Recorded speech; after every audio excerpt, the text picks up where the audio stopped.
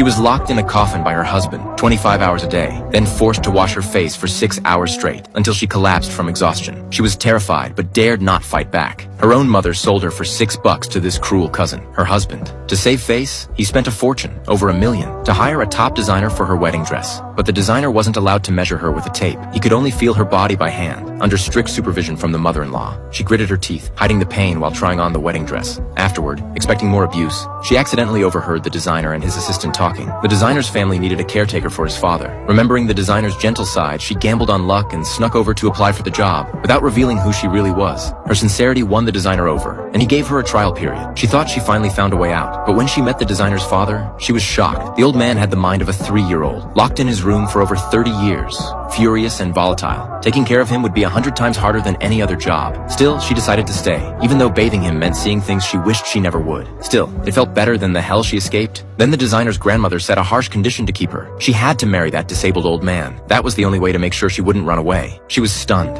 Meanwhile, her husband found out she'd fled. Furious, he smashed the house apart. At the same time, the designer showed up with her altered wedding dress. Learning she ran away, he first wanted to comfort her, but then swore he'd find that bitch and kill her himself. The designer shivered in disbelief. His longtime friend revealed a terrifying truth. He hurried back to work, leaving the chaos behind. She, desperate and terrified of marrying the old man, immediately ran to the designer for help. When she told him the grandmother's demand, he apologized and promised she didn't have to marry. That old tradition was outdated. He would talk to his grandmother. Only then did she breathe a little easier. Just as she was about to leave, the designer suddenly asked her to try on the new dress he just made. She instantly remembered the nightmare of trying on that wedding dress for her husband. Still, she forced herself to change. While he helped adjust the dress, she spotted the wedding gown hanging on the wall. It was the one made for her. Her throat tightened with fear. The designer misunderstood, thinking she wanted to wear it. Without asking, he handed it to her. She panicked. Wearing it would reveal her true identity and send her back to that nightmare. Suddenly, the old man barged in. She quickly went to take care of him, dodging the crisis. The next day, her husband came to the designer's house for dinner. While she went to the bathroom, she noticed the old man missing. Frantic,